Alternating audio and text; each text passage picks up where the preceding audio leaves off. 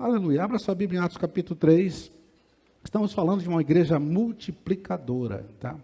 A igreja multiplicadora, ela depende, toda a energia, toda a força, enfim, toda a dinâmica da igreja multiplicadora vem do poder do Espírito Santo. Multiplicadora como? Multiplicadora no sentido de produzir frutos para Deus, fruto do Espírito, frutos de vidas curadas, libertas, frutos de vidas alcançadas, frutos até de multidões, quando chega o tempo, quando há oportunidade, mas a igreja tem que ser multiplicadora. Às vezes é no um a um, às vezes vem multidões, como aconteceu no dia de Pentecostes, depois em outras sequências aqui do começo do livro de Atos Apóstolos, mas importante é que você seja um discipulador que multiplica discípulos, gera discípulos, cuida de discípulos para a glória de Deus. Amém? Isso é muito importante. Queridos, aqui em Atos capítulo 3, é um evento que aconteceu logo após o derramamento do Espírito no dia de Pentecostes. Foi logo em seguida, então, nessa passagem nós vemos dois apóstolos que se destacam aqui, Pedro e João, que vão ao templo e ali vão para orar. E encontram no caminho, ali na porta do templo, um homem esmolando. E acontece, tudo isso aconteceu, né? Vocês já conhecem, que houve a cura ali na porta do templo, chamada famosa, uma das portas do templo que estava ali. Bom, quando você lê o livro de Atos, capítulo 3, então, diz que Pedro e João estavam indo juntos ao templo para orar, amém? Então, isso é a primeira coisa que precisamos aprender aqui, irmãos, que a oração deve ser uma disciplina na nossa vida. Temos que ter disciplina de oração. O Espírito Santo está dizendo para você, você precisa ter disciplina de oração. No caso aqui, eles estavam indo na hora nona, que é 3 horas da tarde. Mas os judeus, eles tinham assim, regularmente 3 períodos de oração por dia. Na hora sexta, né, que era 9 da manhã, e depois, na hora terceira, na hora sexta, na hora nona. Então, era 9 da manhã, meio-dia e 3 da tarde. Eles paravam tudo para orar. E de preferência no templo. Tá?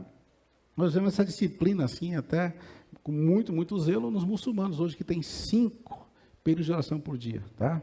E eles param tudo mesmo. Eles param tudo onde estão, e às vezes estão no avião, às vezes estão na rua, às vezes param ali. Eles têm às vezes um tapetinho, põem no chão, eles põem a cara no chão e fazem ali as suas orações. Tá? Eu estou falando sobre disciplina.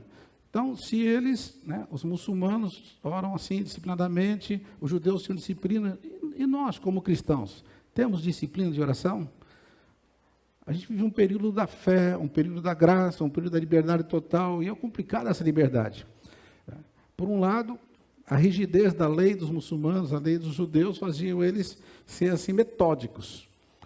Mas era uma questão de legalismo, não de coração. Hoje nós estamos num tempo que Deus quer que você faça isso, mas já não porque é uma obrigação, mas pelo prazer de falar com o Pai. Nós estamos falando, foi cantado aqui, que a igreja é a noiva se preparando para encontrar com o noivo. Existe alguma regra de quantas vezes a noiva tem que falar com o noivo por dia ou por semana? Não tem regra, tem? Nem precisa, né? Porque ela quer conversar com o noivo, sim ou não? Amém? Principalmente quando está chegando o casamento. Então ela tem muito assunto. E o noivo tem muito assunto. Então, nós não estamos vendo naquela regra de orar 5 vezes por dia, ou 3 vezes por dia, mas você pode orar 1, 2, 10, ou não parar de orar o tempo todo em comunicação com Deus. Mas a disciplina de oração é importante, irmãos, porque a igreja hoje, nós, igreja, estou falando não só nós aqui, igreja local, você que está em casa assistindo, no modo geral, a igreja evangélica é uma igreja preguiçosa para orar, preguiçosa para ler a Bíblia, que a gente está com a cabeça sempre envolvida com tantas outras coisas, que a gente quase que não ora, não é verdade? Tá?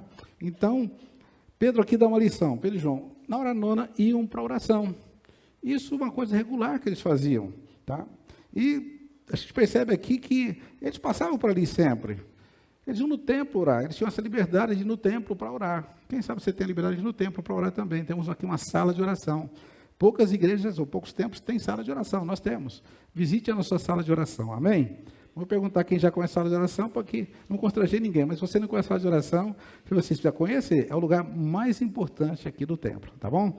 É a sala de oração. Passe um tempo ali, vai ali. Então, nós temos hoje períodos de oração bem livres, você pode sentar, ir lá e orar. Temos aí uma caixinha para você também pegar ali pedidos de oração de outras pessoas, orar por elas, mas exige disciplina. Hoje, como é muito difícil você estar na sala de oração, por dificuldades tantas de horário, de locomoção, distância, mas você pode orar na sua casa, amém? Ore lá, busque a Deus e seja como Pedro e João. Porque para gerar o milagre que nós vamos ver aqui, é necessário uma vida de oração. O Espírito Santo está dizendo para você, você precisa gerar milagres. Mas para você gerar milagres, você precisa, antes de tudo, ter uma vida de oração. Amém? Amém, irmãos? Quem quer ter uma vida de oração, diga amém. Amém. Isso é disciplina. Eu me lembro que, quando eu assumi a igreja aqui, há mais de 20 anos atrás, eu estava subindo a igreja, fiquei pensando, eu preciso começar com um pastor muito experiente, que seja assim uma referência para mim. Que conselho ele daria para mim? Aconteceu que eu estava no Vale da Bênção, e eu fui lá visitar, estava ali com meu pai e minha mãe, né, e nós fomos almoçar no restaurante do Vale da Bênção, e estava lá o pastor Jonathan, e o pastor Jonathan, para mim, é uma referência de homem de Deus, uma visão missionária e tal, um visionário de Deus. Eu sentei com ele na hora do almoço, e eu até fiquei do lado dele aí na fila, para furar a fila, ficar lá dele, falei, eu quero sentar lá dele, porque eu vou fazer uma pergunta para ele. E a pergunta foi a seguinte, me lembro até hoje: que conselho você dá para um jovem pastor que está subindo a igreja agora? Irmãos, acho que ele nem comeu. Eu fiquei comendo e ouvindo. Ele começou a falar assim, a coisa mais importante é a oração. E a oração não é uma coisa tão espontânea, é disciplina. Você tem que ter disciplina de oração, ele tem que colocar a igreja na disciplina de oração. Ele começou a falar da oração, e eu saí de uma coisa na cabeça, temos que orar, amém? E a primeira coisa que nós fizemos foi, naquele tempo antigo, foi fazer uma sala de oração. E começamos a chamar a igreja para oração. Quem estava lá, lembra-se, foi mais de 20 anos atrás. Foi um período de muita oração, foi ou não foi? Quem estava lá, você lembra? Foi muita oração. Tinha oração 7 da manhã, 8 da manhã, tinha oração meio-dia, 6 da tarde, tinha quase todo dia, tinha sexta-noite, tinha quase a noite inteira, antes das 4 dominical, antes do culto. Eu sei que a gente oração. Sabe o que começou a acontecer? Milagre, amém? Não está orando para ter milagre, orando para ter comunhão com Deus. Mas quando você tem comunhão com Deus, Ele começa a te usar. É isso que o Espírito Santo está dizendo para você. Comece a orar, porque você vai ver milagres na sua vida, amém? Vida de oração. E aí, então, passando por ali, havia um homem mendigando. Está no versículo 2, estava sentado levado para a porta do templo, chamada Formosa, um aleijado de nascença. Olha só que situação. Ali era colocado todos os dias para pedir esmola aos que entravam no templo. Vendo que Pedro e João iam entrar no pátio do templo, pediu-lhes esmola. Pedro e João olharam bem para ele, e então Pedro disse, olhe para nós. O homem olhou, esperando o quê? Receber alguma coisa. Mas o Pedro disse, olha a surpresa aí, né? Não tenho prata nem ouro, mas o que tenho, isto te dou. Em nome de Jesus Cristo Nazareno, ande, amém? Aleluia! Quem tem vida de oração, fica à disposição do Espírito Santo, e ele pode usar a qualquer momento você. Ele vai escolher o momento. Aqui foi na porta do templo, não foi nem dentro, foi na porta, tá? Deus pode usar ali na porta, vai passando alguém e fala, é você mesmo, amém? Amém, irmãos? No ponto de ônibus, olha que bom, no ponto de ônibus é um lugar bom para fazer milagre, amém?